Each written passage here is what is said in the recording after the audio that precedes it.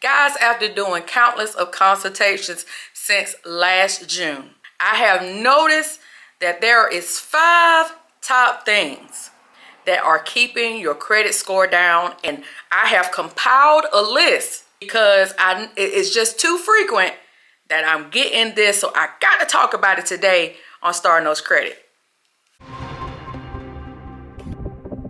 Welcome back to Starr Knows Credit. My name is Starr Carter, and on this channel I talk personal finance education. Thank you so much for tuning in. If this is your first time joining me on the channel, please consider being a subscriber. Make sure you guys are cutting on that notification bell and give this video a thumbs up, guys, so it gets pushed out. I will wait on you to do it because, hey, it's free 99. Y'all just be helping the channel. So without further ado, let's get into today's video. So as I was telling you guys in the intro of the video, I have came up with my top 5 things that is keeping your credit score down, and the reason why you're not seeing that score move past different thresholds. Like I'm seeing people that say, hey Starr, I can't get past 640, I can't get past 680, I can't get into the 700s, I can't get into the 800s. What is causing my credit to be stagnant? I'm doing everything else right, I don't have any late payments. What am I doing that is not moving the needle? So that's what this video is about. I'm gonna tell y'all what is on your credit that's not moving the needle. Number 1 is your credit card utilization. Guys, I can't tell y'all this enough. You got to keep those credit card balances under 30%. 10% is the golden spot, but at least under 30% of whatever the limit is, okay? So if you got $1,000 limit on a credit card, when that statement rolls out, it should never be more than $300 reporting on that card when the statement comes, okay? When the statement comes, because on the statement date, that's when it's actually reported to the credit bureau. Any other time, they have no idea what you're doing on your credit card. So there's 2 dates you need to be concerned about. A payment due date, because you do not ever want to be late. Okay, set that on automatic if you have to pay the minimum. Okay, at least pay the minimum by the due date. Pay it completely off to avoid interest by the due date. Okay, the next thing, you need to look on your statement and see when is your statement date. Now here's 2 ways you can see that, right? It can actually say statement closing on your date. You can see it in the box that has everything about your card, like when it's due, what the limit is, what the cash advance limit is, all that. It may spell it out. It may say statement closing date is this date. And if it doesn't say that, whatever your billing cycle is, it may say statement period. It may say statement cycle. It's usually 2 dates. It's a date that starts and a date that ends. Whatever the end date is, that's your statement date. You might have a billing period from 2/11 to 3/13. So from February 11th to March 13th. March 13th is the last date. That is your statement date. That is the date when they report that balance, whatever that balance is on that day, to the credit bureau. That means you need to have all your credit cards under 30%. Okay, you need to get your credit utilization down because you look like you're living off your cards. If your cards are maxed out, that means you didn't have the money to pay the cards when you used it, or you don't know when your statement date is, and therefore you're letting it report even though you do have the cash. So that's an important date. Now, one thing that you can do too, you can pay your credit card more often. So when you see that you're about to make a big charge, like say you got the bill card and you're about to pay your rent on your credit card, you can pay that rent back off because you should already have the cash. Same thing with light bills, car insurance, stuff like that might have a higher spend on it. Pay those things back off in a day or 2 of you making the purchase, but make sure that you're paying attention to those statement dates, okay? Because you want to make sure that you don't look risky. That's all your credit profile is. That's all your credit score is. How risky are you from a scale of 300 to 850? And you want to look as less risky as possible. That's it. That's all you got to do. Don't look like a risk. Okay, never look like you're living off your credit cards. None of that. Keep that credit utilization down. And if you do have to use your card again, wait till after it reports. So if your statement date is on March 13th, like the example I just told you, you can use your card again by the 14th or the 15th, and then the due date is going to come by the next month. So you have that window of time where it's not reporting after the statement date. The credit card company, well, the credit card company will know, but the credit bureau have no idea what you do after the statement until the next statement, okay? So make sure that you know when your statement dates are and keeping those credit utilizations down, okay? We're gonna do that, but I'm gonna do that down in the comment section, okay? Let me know that y'all understanding what I'm saying on these videos, okay? Number 2 is the types of credit that you're getting. What kind of credit are you applying for? Are you getting finance company loans? Okay, because finance company loans are those type of loans where they upload the interest on the front. So it's front end interest, and then on the back end is the principal. So that means that you can make several payments on that credit before you even hit the principal. And usually you may have made 4 or 5 payments, maybe even more, depending on how big the finance company loan is, before you even hit the principal. But usually right when you're about to hit the principal and you go inside of a branch or something like that to pay your payment, that's when they're gonna say, hey, do you want to renew your loan today to get so much money? And usually the money that you're getting back is the part that has finally hit the principal. And so they're trying to keep you in a debt cycle because, like I said, the interest is front loaded. But here's the thing that's messing with your credit.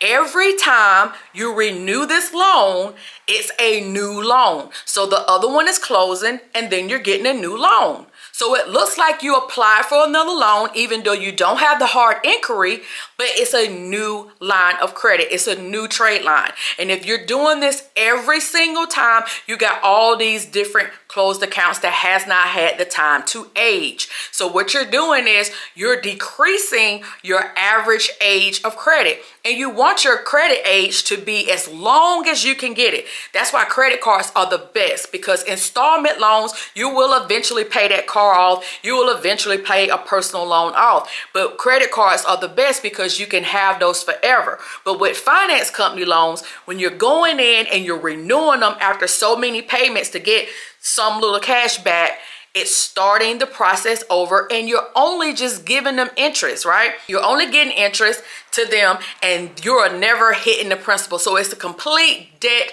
cycle. It's a complete debt cycle that is hard to get out of, especially if you don't have the cash to pay those loans off. So if you are in a finance company loan right now, pay it off, because it's not about how much credit you have, it's the quality of credit. Finance company loans screen bad credit as well.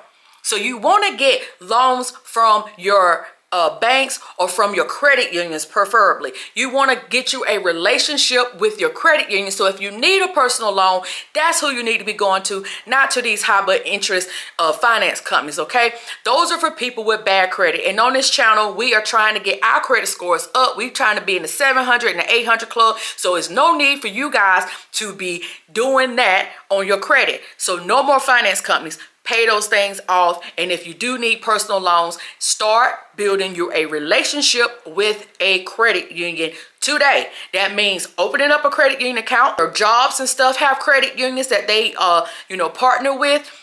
So go ahead and open up you a local credit union, somewhere in your community. Open up your checking account, open up your savings account, start having direct deposit going into your local credit unions, because those will be the ones that will lend to you quicker than these big banks like Wells Fargo and Bank of America and Chase and all those bigger banks that wants to see way more than what credit unions want to see. So go ahead and start building your relationship. So therefore you don't have to rely on these finance companies, sending you checks in the mail that all you gotta do is sign the back and you're in debt. We're not doing it no more. Not in 2024. We're not doing it. So get away from those finance company loans. They're not good for your credit score or for the types of credit that you want to have on your credit profile. Number 3 is, Authorized user. Are you an authorized user on a card that is no longer serving you because whoever has that card, whoever's the primary, has maxed that card out, or they are way over 30%?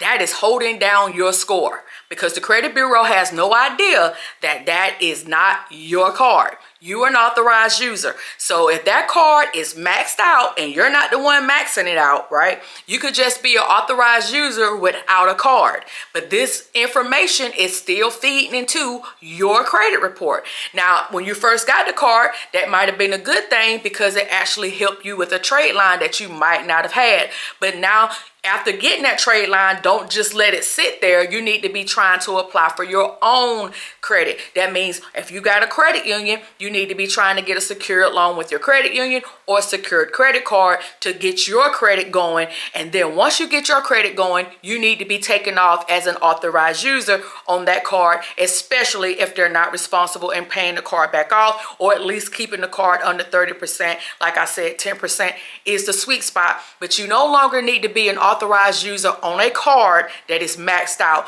that is not helping your credit score. So go ahead and ask that person, thank you so much for letting me be an authorized user. You helped me out a lot, but could you remove me now? Thank you. Number 4 is you're applying for credit way too often and it is steady dropping your credit score.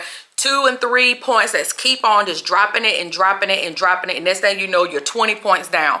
Stop applying for credit so often, okay? Normally, with a healthy credit score, you're not applying for credit, but like maybe every 2 to 3 years. Yes, you're not applying for credit every 6 months.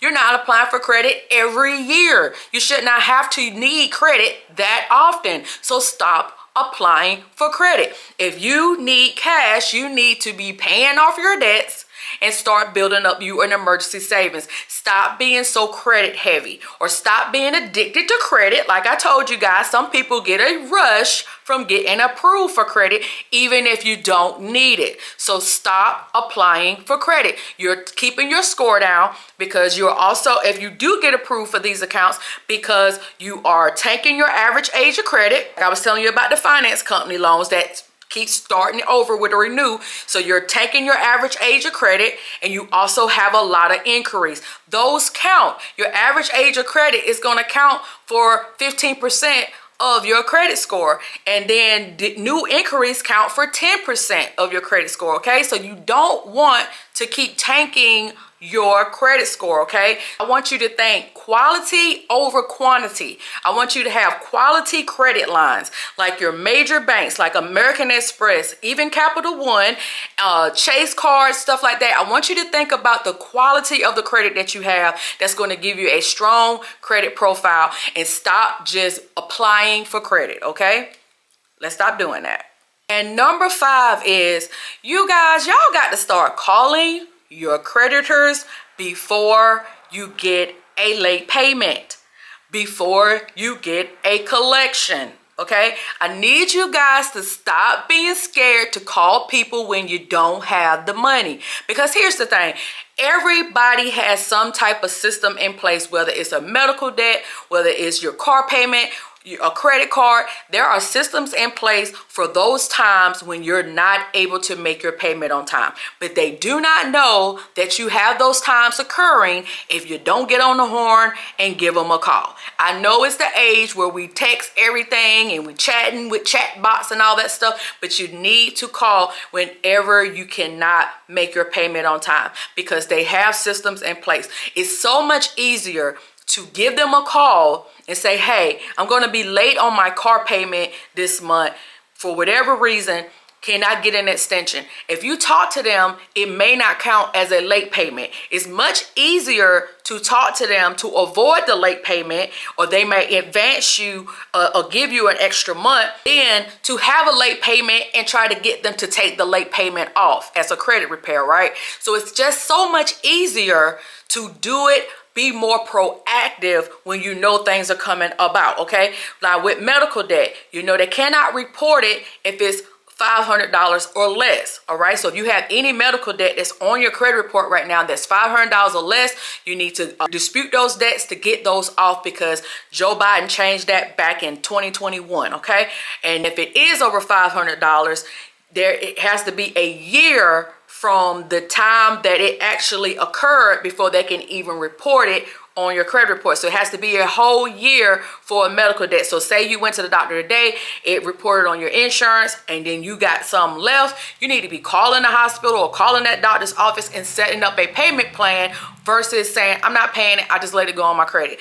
Because eventually you're going to want that thing off of your credit report, because you're going to want to buy something. You might want to get a car, you might want to buy a home. So I want you guys to think about stuff for the future and not just right now. You might not want to pay that medical debt right now, or you might not have the money, but you need to set up a payment plan if it ain't number $5 or $10 a month, just to keep it off of your credit report, or apply for some type of assistance. They have a lot of financial aids and stuff at these public hospitals and also doctors' offices now.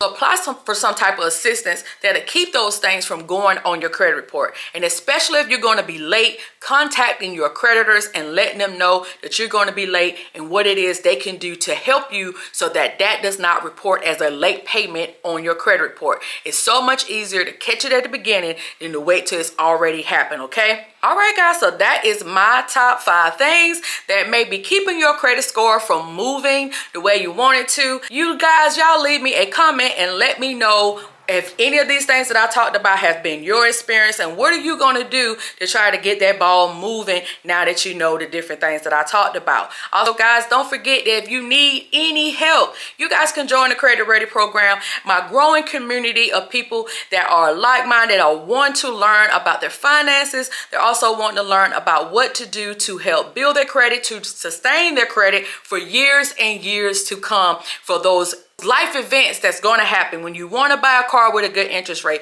when you're ready to buy your home, all those type of things. Those are the things that we talked about. So it's a course, and it's also a community of people. We do our book of the month, and also for a limited time, depending on when you see this video, I will be giving out free consultations. That's $150 value right there that you're only paying $10 a month. And like I said, you can cancel at any time. So guys, I want to see you guys in the Credit Ready program. No more excuses. Information is going to be in the description and the pinned comment. No more excuses. All right, and if you haven't seen my story about my addiction to debt, make sure you check out that video next, and I'll see you in the next video.